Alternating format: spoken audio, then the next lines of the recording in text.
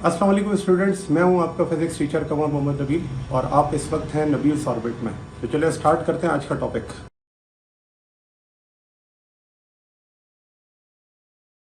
किया था chapter number 19 जो कि इलेक्ट्रिक पोटेंशियल और कैपेसिटर से रिलेटेड था। मैंने आपको यहाँ पर पोटेंशियल के बारे में बताना शुरू किया था कि पोटेंशियल एक्चुअली क्या होता है। तो सबसे पहली जो एग्जांपल मैंने आपको दी थी वो थी ग्रेविटेशनल पोटेंशियल की, जो कि हमने पढ़ी थी चैप्टर नंबर 15 में। और उसमें हमने ये डिस्कस किया था कि जब कभी भी आप किसी बॉडी को अगेंस्ट द ग्रेविटी मूव करते हैं तो आपको क्या करना पड़ता है, वर्क करना पड़ता है। और जब आप उस बॉडी पर वर्क करते हैं तो उसके अंदर एनर्जी स्टोर हो जाती है। उस एनर्जी को कहते थे ग्रेविटेशनल पोटेंशियल एनर्जी। और वो gravitational potential energy per unit mass किसके बराबर होता था, ग्रेविटेशनल पोटेंशियल के। नेक्स्ट जो चीज थी वो ये थी इलास्टिक पोटेंशियल।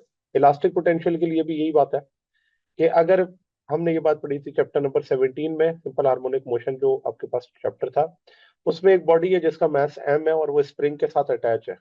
उसका डिस्प्लेसमेंट है 0, तब वो मीन पोजीशन पर है। जब आप उस स्प्रिंग को स्ट्रेच करते हैं और एक नई पोजीशन पर ले जाते हैं तो आपको पता है कि इस मीन पोजीशन से उसको एक्सट्रीम पे ले जाने के लिए आपको क्या करना पड़ेगा, वर्क। तो जब आप इस पे फोर्स लगाते हैं और इसमें डिस्प्लेसमेंट होता है तो वो फोर्स इनटू डिस्प्लेसमेंट वर्क है। और वो वर्क इसके अंदर स्टोर हो जाता है एज एन पोटेंशियल एनर्जी। इसे हम कहते हैं इलास्टिक पोटेंशियल एनर्जी।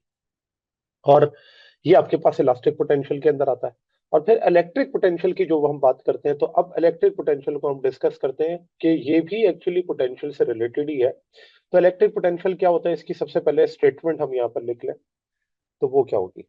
देखिए जी, ये वो वर्क डन है, क्योंकि मैंने आपको कहा कि जब कभी भी किसी चार्ज को अगेंस्ट द फील्ड आपने मूव करवाना है तो आपको क्या करना पड़ता है, वर्क डन करना पड़ता है। और वो वर्क डन जो भी है वो एनर्जी स्टोर्ड है उस चार्ज के अंदर या उस बॉडी के अंदर जिसको आप क्या कर रहे हैं, मूव करवा रहे हैं।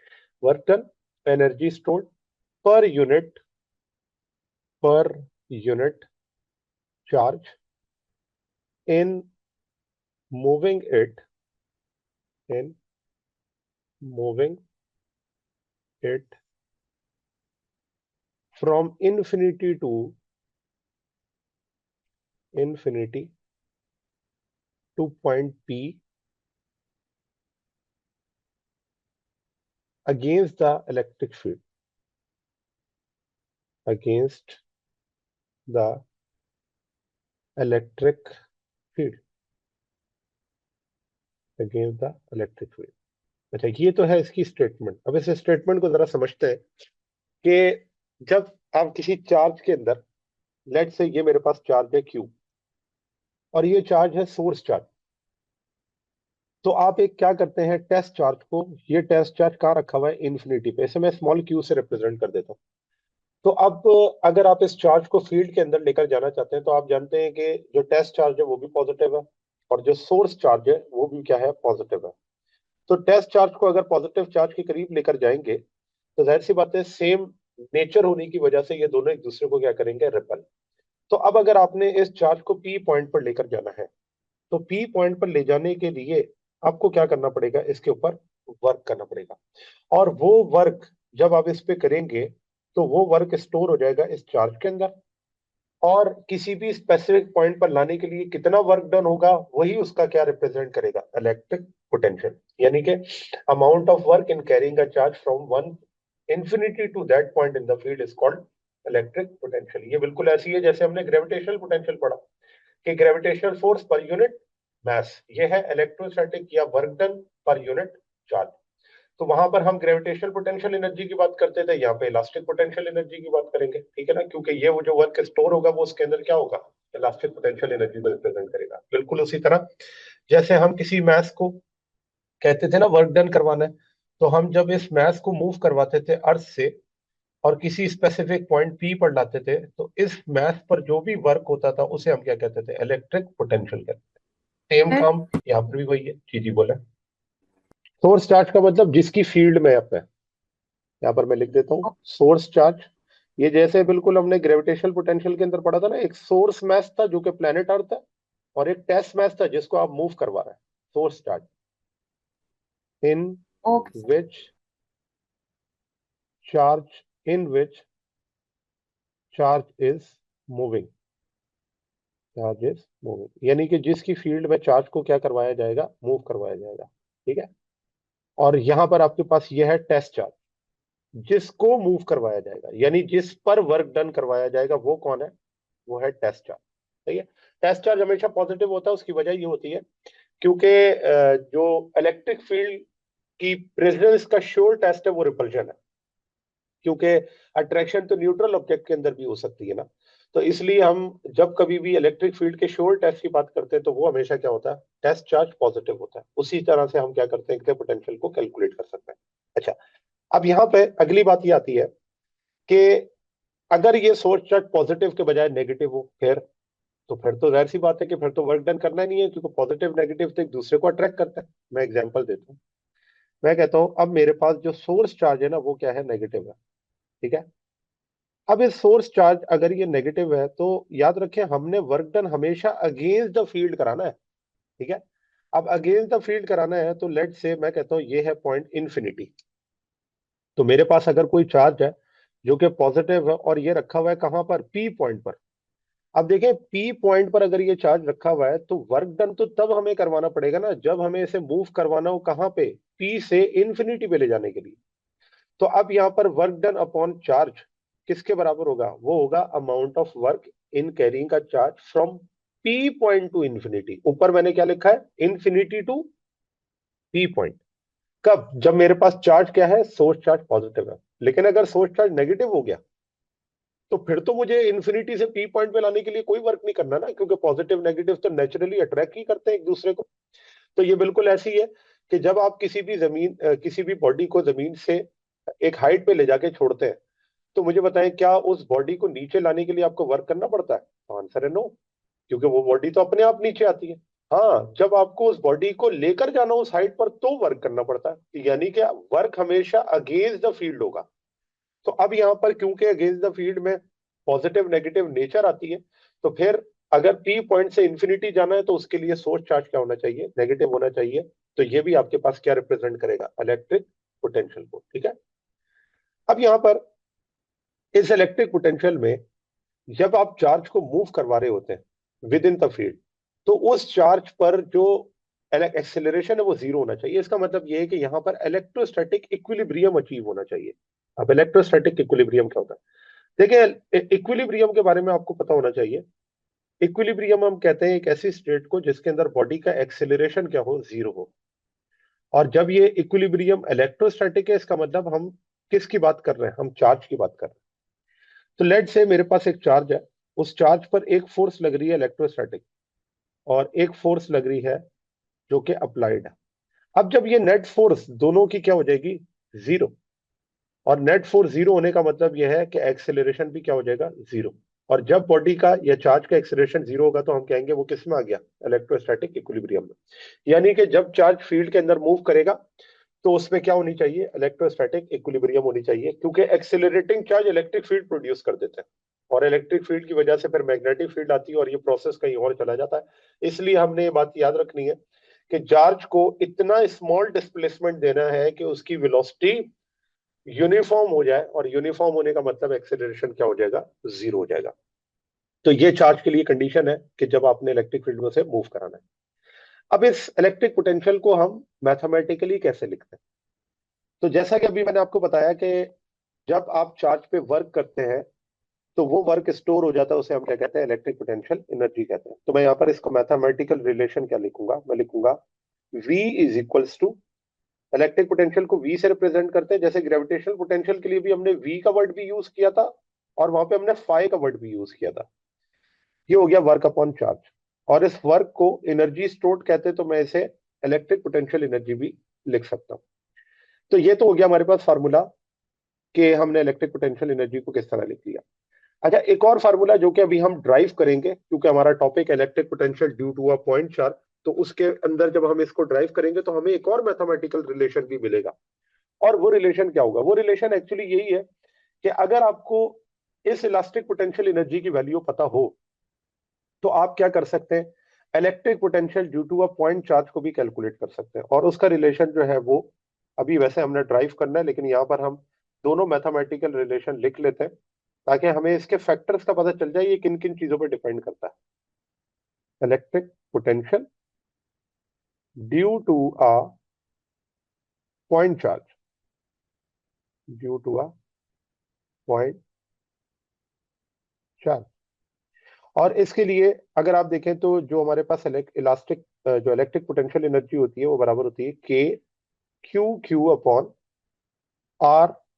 और ये वैल्यू जब आप सब्सटीट्यूट करते हैं इस फार्मूले में यहां पर, तो फिर आपके पास इलेक्ट्रिक पोटेंशियल का फार्मूला क्या आ जाएगा? देखिए नीचे क्यू है ऊपर क्यू है, क्या हो जाएगा? कैंसिल। तो क्या आंसर आएगा? के क्यू डिवाइडेड बाय आर।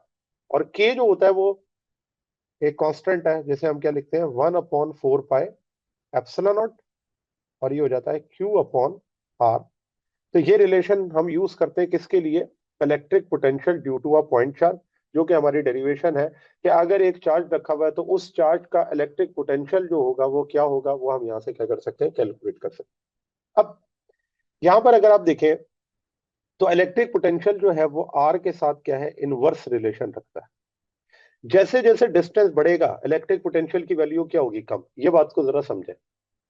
देखिए ये जो मैंने पी पॉइंट यहाँ लिखा हुआ है, अगर इस पी पॉइंट की जगह मैं ये क्यू पॉइंट लिखूं तो आप देखें कि किसी भी चार्ज को इन्फिनिटी से क्यू पॉइंट पे लाना आसान है या पी पॉइंट पे लाना आसान है? तो आंसर क्या होगा कि किसी भी चार्ज को इन्फिनिटी से क्यू पॉइंट पे लाना आसान है। क्यों? क्योंकि ये डिस्टेंस ज्यादा है। कहां से? सोर्स चार्ज से। तो जब सोर्स चार्ज से डिस्टेंस ज्यादा होता है तो यहाँ पर पोटेंशियल की वैल्यू क्या होती है? कम होती है। और जब पी पॉइंट पर आ जाएंगे तो वो पी पॉइंट पर जो डिस्टेंस है वो क्या है? कम है। ये देखो क्यू पॉइंट से पी पॉइंट का डिस्टेंस क्या है? कम। और डिस्टेंस अगर कम है तो पोटेंशियल क्या होगा? ज्यादा होगा। ठीक है ना? तो मैं ये लिख सकता हूं कि पी पॉइंट पे पोटेंशियल हाई है और क्यू पॉइंट पे पोटेंशियल लो है। क्यों? कैसे पता चला लो है? क्योंकि इस पॉइंट पर लाने के लिए वर्क कम करना, जबकि वी एच यानी पी पॉइंट पर लाने के लिए वर्क ज्यादा करना है। तो जहां पर ज्यादा करना है इसका मतलब वहां पोटेंशियल ज्यादा है। ठीक है ना? तो क्या इसकी ग्राफिकल रिप्रेजेंटेशन में इस तरह बना सकता हूं कि जैसे जैसे यहाँ पर डिस्टेंस बढ़ रहा है सोर्स चार्ज से, पोटेंशियल की वैल्यू क्या हो रही है? कम हो रही है। तो ये ग्राफ आपके पास देखें इसी तरह से आएगा। और इस ग्राफ में रिलेशन क्या यूज हो रहा है? वी इनवर्सली प्रोपोर्शनल है किसके? आर के। और इसका स्लोप किसके बराबर होगा?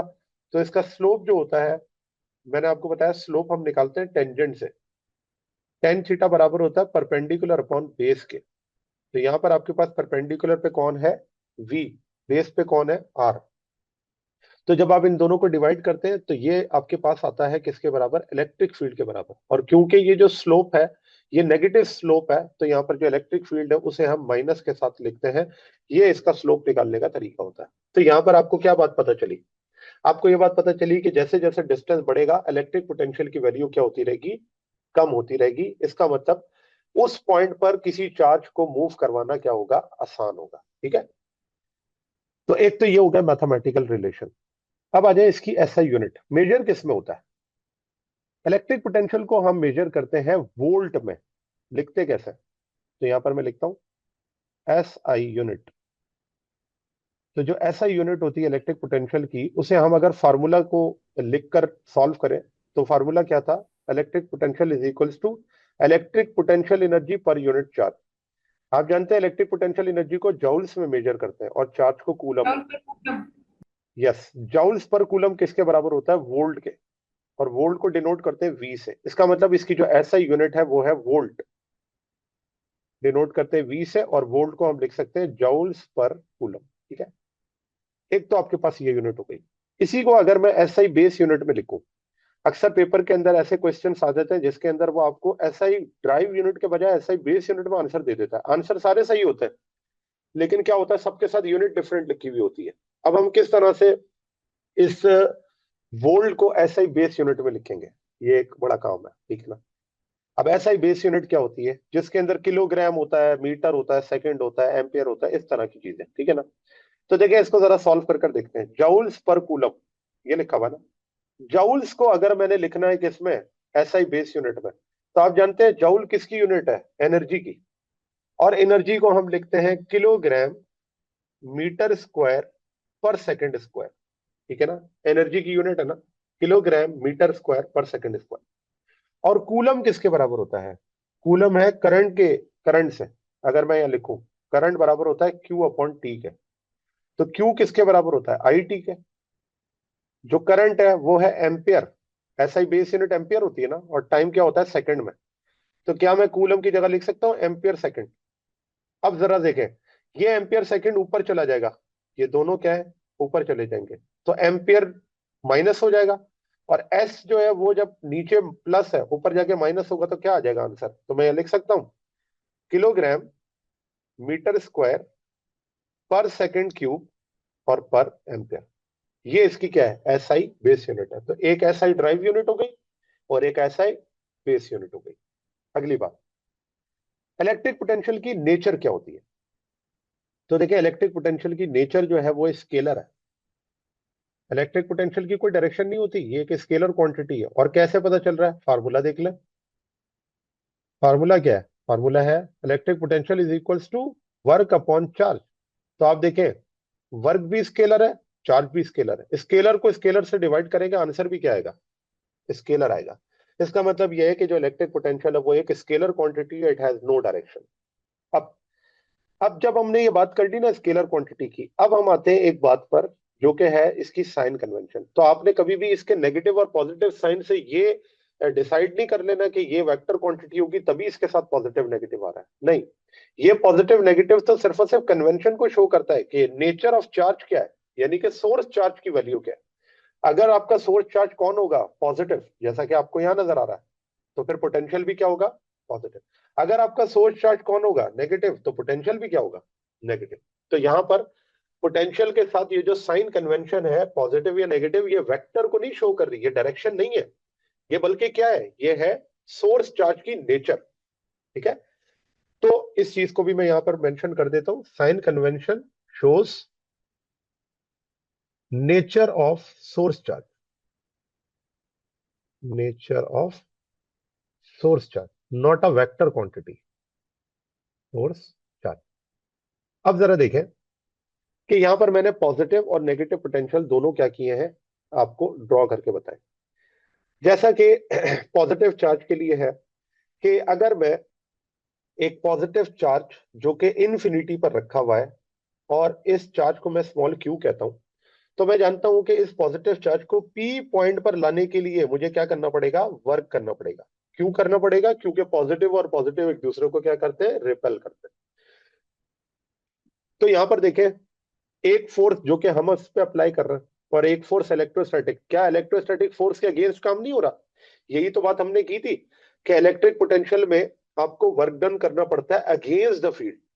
तो जो अगेंस्ट द फील्ड आप वर्क करेंगे वो वर्क उसके अंदर क्या हो जाएगा, स्टोर, और उस स्टोर्ड एनर्जी को क्या कहते थे, इलेक्ट्रिक पोटेंशियल एनर्जी।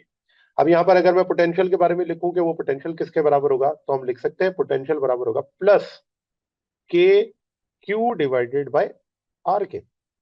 तो आप यहां पर देख लें कि ये रिलेशन में सिर्फ मैंने क्या किया, पॉजिटिव साइन यूज कर लिया, और पॉजिटिव साइन क्या मेंशन कर रहा है कि यहां पर जो पॉजिटिव पोटेंशियल है वो मेरा क्या है, पॉजिटिव है। ठीक है, उसके बाद नेगेटिव पोटेंशियल में क्या होगा? तो देखिए नेगेटिव पोटेंशियल के अंदर आपको नजर आ रहा है कि अगर मेरे पास कोई पॉजिटिव चार्ज है, तो ये पॉजिटिव चार्ज तो अपने आप ही कहाँ होगा, अपने आप ही कहाँ जाएगा, नेगेटिव की तरफ। तो मुझे तो इसके ऊपर कोई वर्क डन नहीं करना। इसका मतलब ये होगा कि यहाँ पर मैंने कोई चार्ज लेना है जो कि इसके क्या हो, ऑपोजिट हो, और वो मैंने मूव करवाना है away from the negative charge. तो जब मैं इसको मूव करवाऊंगा तो अगेंस्ट द फील्ड तो यही होगा ना कि इसकी डायरेक्शन क्या हो, ऑपोजिट हो। तो जब इसकी डायरेक्शन ऑपोजिट होगी तो इसके अंदर क्या होगी, एनर्जी स्टोर होगी। तो हमने यही कहा था कि वो अमाउंट ऑफ वर्क जो किसी चार्ज को इन्फिनिटी से पी पॉइंट पर ले जाने के लिए किया जाए, या पी पॉइंट से, यह है पी पॉइंट, पी पॉइंट से इन्फिनिटी पे ले जाने के लिए किया जाए, दोनों की नेचर क्या होगी, डिफरेंट होगी। अब फार्मूला कैसे लिखोगे? यहां पर पॉजिटिव था ना, तो यहां क्या आ जाएगा, minus K Q upon are. ये नेगेटिव साइन आपको नजर आ रहा है, ये नेगेटिव साइन क्या शो कर रहा है कि अब पोटेंशियल नेगेटिव है। क्यों? क्योंकि सोर्स चार्ज आपका क्या है, नेगेटिव है। दूसरी बात, यहां पर अगर आप देखें कि जब कभी भी आप चार्ज को मूव करवा रहे होते हैं पॉजिटिव से नेगेटिव की तरफ, तो इसके अंदर जो पोटेंशियल की वैल्यू है वो डिक्रीज करती रहती है। मैं यहाँ पर कुछ पॉइंट्स मेंशन कर देता हूँ। ठीक है, लेट से यहां से हम स्टार्ट करते हैं।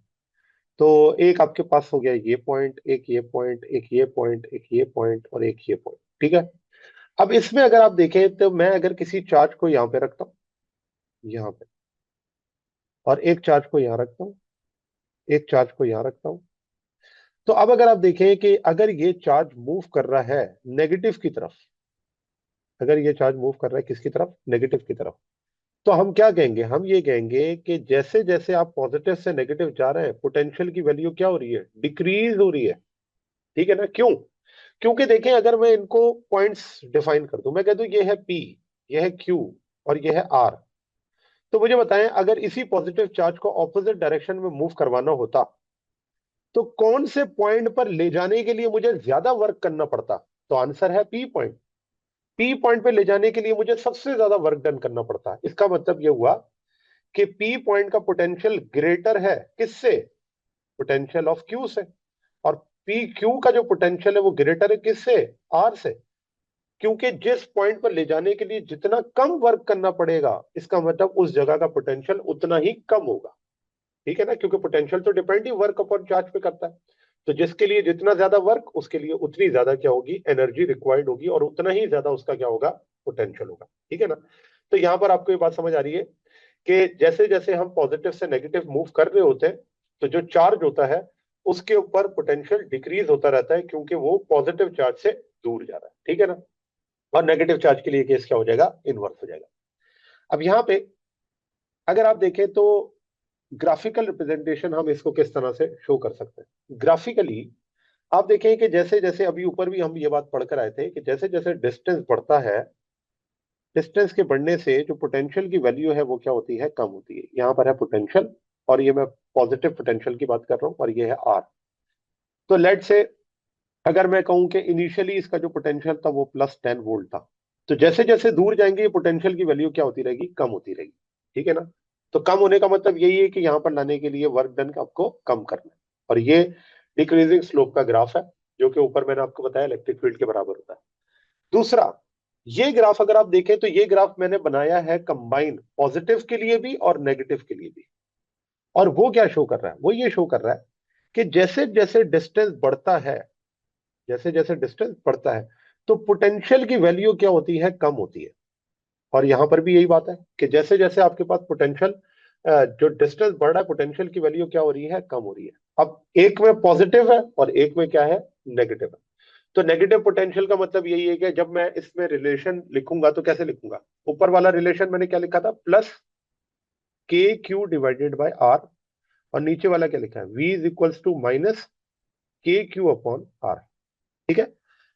तो अब यहां पर आप देख लें कि डिस्टेंस बढ़ रहा है, पोटेंशियल की वैल्यू क्या हो रही है, कम हो रही है।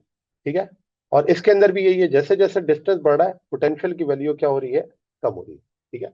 और ये चीज आपको ग्राफिकली भी शो हो रही है कि दोनों जो है आपके पास कर्व्ड है, और दोनों डिक्रीजिंग स्लोप के कर्व है, एक पॉजिटिव है और एक क्या है, नेगेटिव है। ठीक है।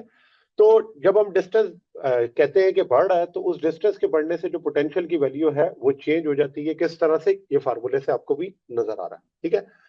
आखिरी ग्राफिकल रिप्रेजेंटेशन इसी तरह से, जैसे मैंने पॉजिटिव के लिए शो की, ये -V है और ये आपके पास है R। तो अब अगेन यहां पर देख लें कि डिस्टेंस बढ़ने से पोटेंशियल की वैल्यू क्या हो रही है, 0 पे जा रही है। तो इस चीज को हम कहते हैं कि जो पोटेंशियल है वो चेंज हो रहा है। अच्छा, अब यहाँ पे एक चीज और है, वो ये है कि जब हम पॉजिटिव की बात कर रहे होते हैं ना, तो पॉजिटिव में तो ये चीज सही है कि डिस्टेंस के बढ़ने से पोटेंशियल कम हो रहा है। लेकिन नेगेटिव में ये बात आप जरा देखें तो ये थोड़ी सी डिफरेंट है। किस तरह से, देखें, जब मैं कह रहा हूं डिस्टेंस बढ़ रहा है, डिस्टेंस बढ़ रहा है, तो पोटेंशियल की वैल्यू डिक्रीज हो रही है, लेकिन डिक्रीजिंग वैल्यू है किसके साथ, नेगेटिव साइन के साथ।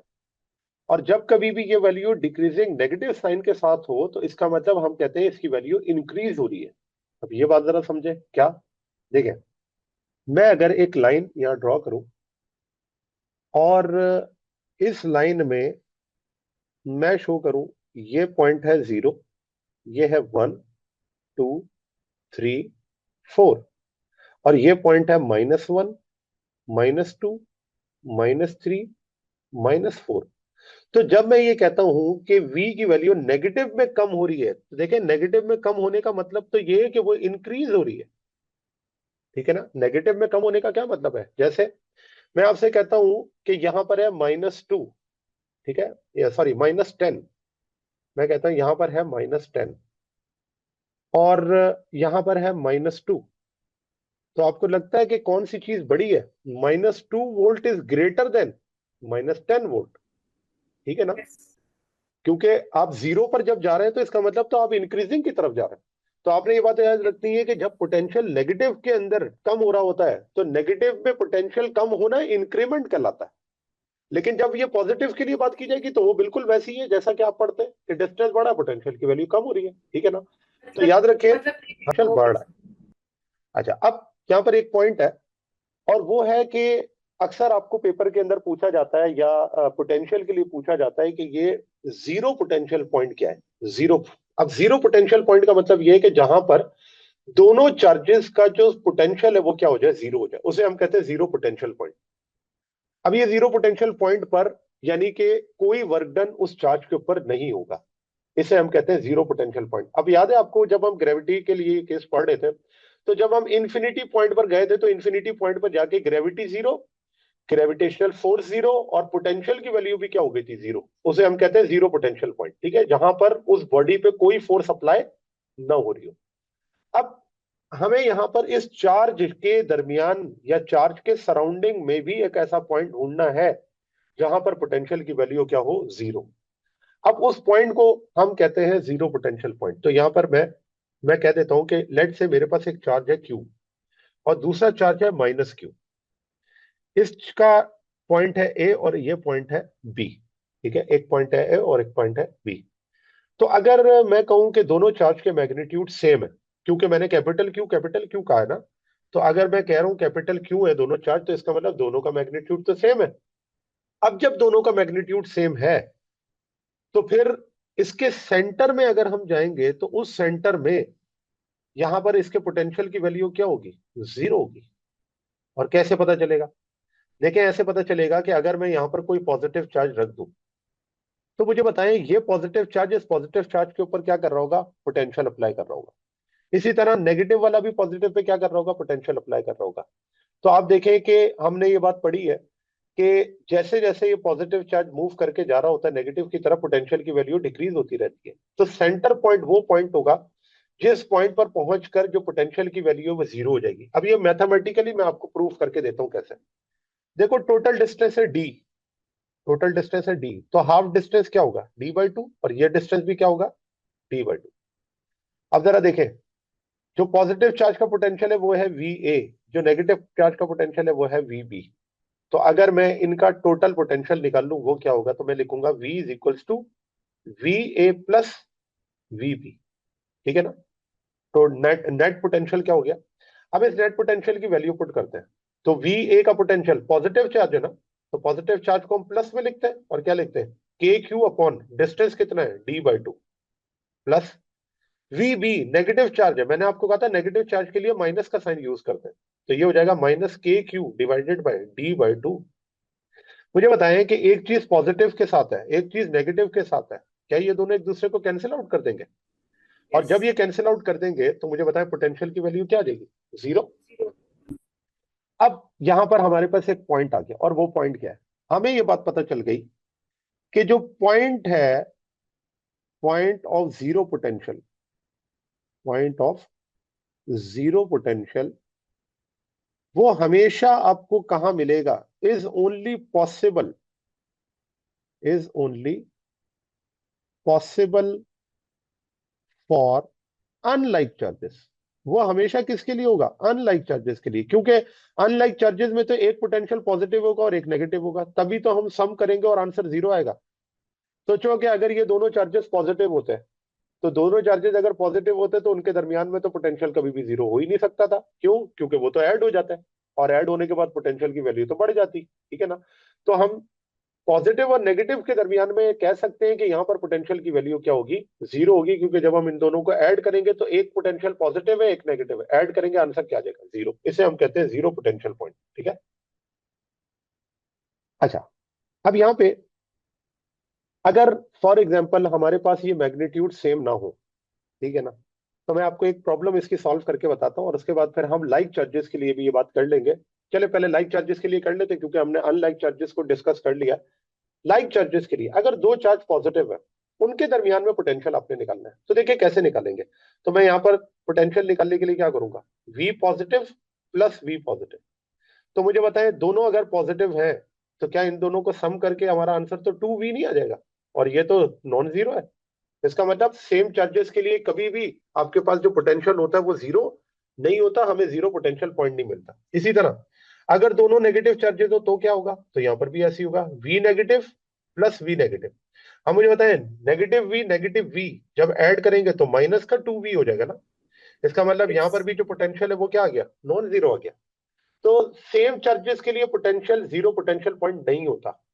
अनलाइक चार्जेस के लिए या लाइक जो आपके पास होते हैं वहां पर आपके पास पॉसिबल होता है जो एक पॉजिटिव हो और एक क्या हो? नेगेटिव हो। ठीक है ना?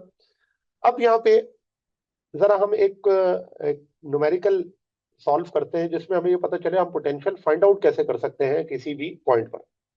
तो लेट से मेरे पास एक पॉइंट है और इस पॉइंट पी पर मैंने क्या करना है? पोटेंशियल फाइंड आउट करना है। किसकी वजह से? एक पॉजिटिव चार्ज जो कि 2 माइक्रोकूलम का है, एक नेगेटिव चार्ज जो कि 6 माइक्रोकूलम का है, इनके दरमियान का डिस्टेंस है 1 सेंटीमीटर। ठीक है? अब यहां पर इसको कैलकुलेट करने के लिए मुझे पता है कि जो ए पॉइंट है इसका पोटेंशियल क्या होगा? वी ए होगा, वी ए। और जो बी पॉइंट है इसका पोटेंशियल होगा वी बी। ठीक है ना? तो मैं क्या करूंगा?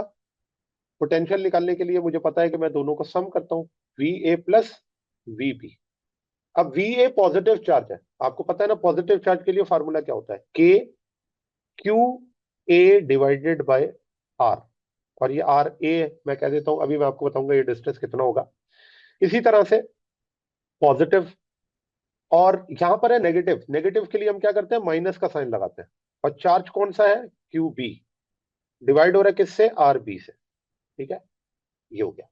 ये माइनस और ये प्लस मल्टीप्लाई करके क्या हो जाएगा? माइनस। तो फार्मूला बन जाएगा K Q A divided by are A minus K Q B divided by R B. ठीक है? अच्छा, अब जरा डिस्टेंस देखें। डिस्टेंस को हम इस तरह से डिफाइन कर देते हैं कि टोटल डिस्टेंस है 1 सेंटीमीटर का। अगर पी पॉइंट तक का जो डिस्टेंस है, लेट से, क्योंकि मैं एग्जांपल ले रहा हूं तो मैं यहाँ पर डिस्टेंस डिफाइन कर देता हूं कि ये डिस्टेंस जो है ये है 3/4 ऑफ द टोटल। तो ये जो डिस्टेंस होगा ये कितना होगा? 1/4 ऑफ द टोटल डिस्टेंस। ये यानी कि गिवन है। ये यूं समझ लें कि आपको ये क्या है? क्वेश्चन के अंदर गिवन है। क्योंकि मैंने 1 सेंटीमीटर किया हुआ है तो जाहिर सी बात है 3/4 उसका कितना होगा वो हम इसके अंदर लिख सकते हैं।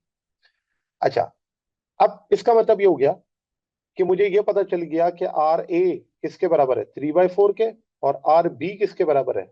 1/4 के। तो अब हम क्या करेंगे? वैल्यूज को सब्स्टिट्यूट कर देंगे और वैल्यू सब्स्टिट्यूट करके इसका आंसर निकाल लेंगे। तो करते हैं इस तरह से, v इज इक्वल्स टू के की वैल्यू क्या होती है? 9 एक्सपोनेंट 9। और मैं ये करता हूं, इस के को कॉमन ले लेता हूं। तो कॉमन लेने के बाद मैं एक ही दफा लिख दूंगा 9 एक्सपोनेंट 9। और ब्रैकेट में क्या आ जाएगा? ब्रैकेट में क्यू ए, क्यू की वैल्यू कितनी है? 2 micro, 2 exponent -6 divided by are a क्या है? तो वह है 3/4। और 3/4 ऑफ द टोटल डिस्टेंस को मैं लिखता हूं 3/4 एक्सपोनेंट -2, क्योंकि सेंटीमीटर में है ना। 3/4 of the total distance minus Q B. ये जो क्यू बी है इसकी वैल्यू क्या है? 6 माइक्रोकूलम। तो मैं लिख सकता हूँ 6 एक्सपोनेंट -6। ठीक है? तो डिवाइडेड बाय, और ये है 1/4 एक्सपोनेंट -2। ठीक है ना? ये आपके पास हो गया। अब आपने इसको क्या कर लेना? सॉल्व कर लेना। तो कैलकुलेशन आपको आती है, पोटेंशियल की वैल्यू यहां से क्या कर लेंगे? Find out. तो इसका मतलब ये हुआ, किसी भी दो चार्जेस के दरमियान में अगर मैग्नीट्यूड सेम नहीं है, यह है 2 और यह है 6, तो अब यहां पर दरमियान में जीरो पोटेंशियल पॉइंट इसलिए नहीं है क्योंकि सेंटर में ये नहीं आ सकता। किस पॉइंट पर आएगा वो हमें कैलकुलेट करना पड़ेगा, लेकिन सेंटर में लाने के लिए दोनों का मैग्नीट्यूड क्या होना चाहिए था? सेम होना चाहिए। तो अब इस पी पॉइंट पर मैं पोटेंशियल की वैल्यू को फाइंड आउट कर सकता हूं। इसको सॉल्व करेंगे, कैलकुलेशन है, सॉल्व करके आप क्या कर लेंगे? इसके पोटेंशियल की वैल्यू फाइंड आउट करेंगे। तो मैंने इसको कैलकुलेट किया हुआ, इसका आंसर आएगा 1.92 एक्सपोनेंट 7 वोल्ट। जब आप इसको कैलकुलेट करेंगे तो ये इसका आंसर आएगा पोटेंशियल का। जी बोलेगा। तो ये पोटेंशियल जो होगा वो होगा -1.9 एक्सपोनेंट। जी स्टूडेंट्स, तो ये था आज का हमारा टॉपिक। उम्मीद है आपको टॉपिक समझ आया होगा। अगर आप नबील्स ऑर्बिट में रहना चाहते हैं तो सब्सक्राइब करें और नई आने वाली वीडियोस के लिए बेल आइकन प्रेस करें। Thank you very much. अल्लाह हाफिज़।